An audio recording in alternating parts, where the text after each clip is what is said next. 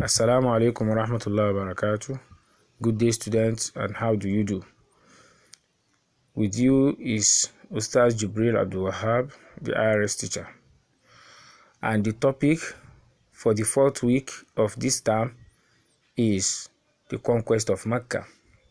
I enjoy you to lend me your ears and be attentive. The conquest of Mecca.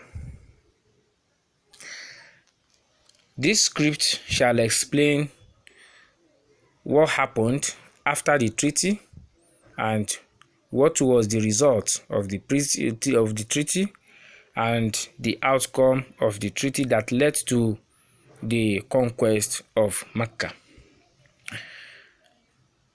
The conquest of Mecca. The Treaty of Hudaybiyah caused the Muslims sorrow due to its lack of element of justice and because they were denied Umrah that year. But the Prophet consoled them that Allah knows it all and will not forsake them.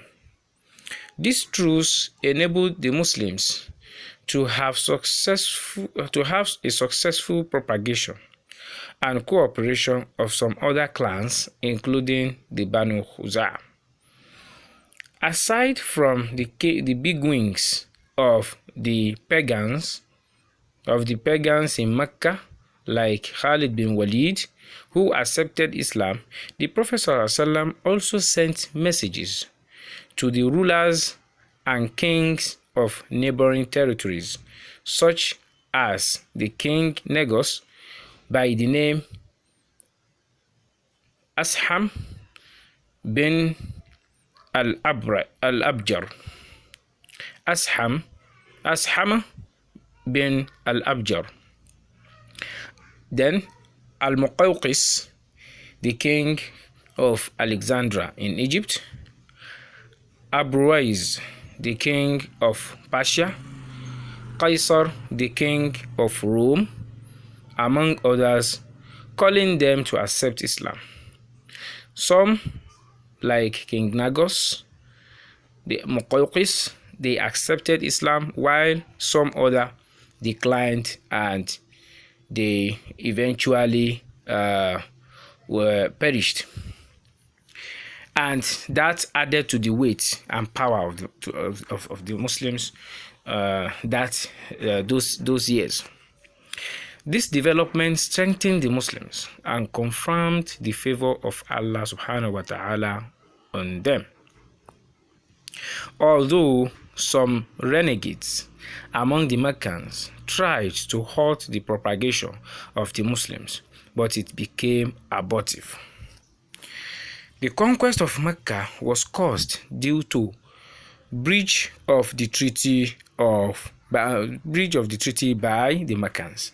The breach was such that the Quraysh assisted Banu Bakr to attack Banu Khuzā, that was an ally to the Muslims. Sequel to this, the Prophet ﷺ, alongside the Muslims, raised 10,000 men in the month of Ramadan, 8th year after Hijrah,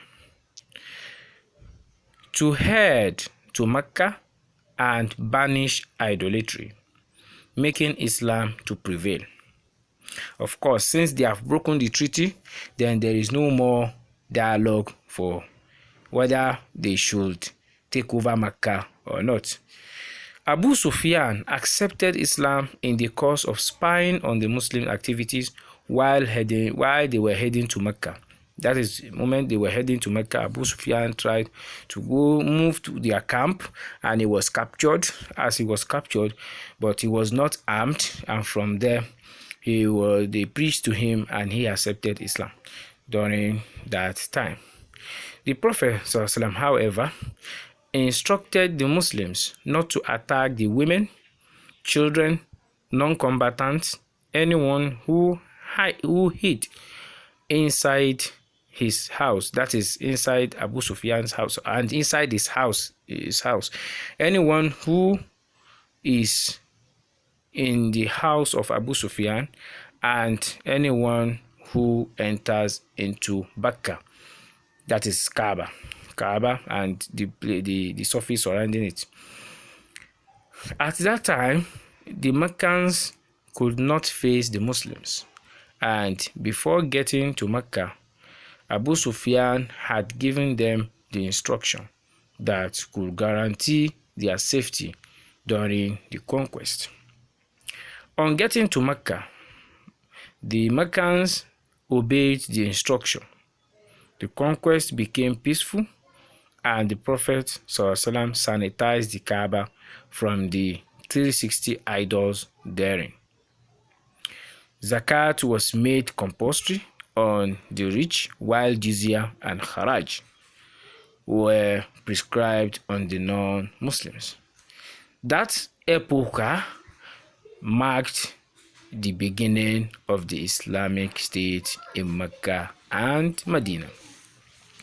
Dear students, this script has explained the conquest of Mecca in brief, so that you have the idea and what actually conspired and what led to the conquest of Mecca. I urge you to read this script very well, listen to the audio presentation and digest it. I wish you all the best. Wassalamu alaikum wa rahmatullahi wa barakatuh.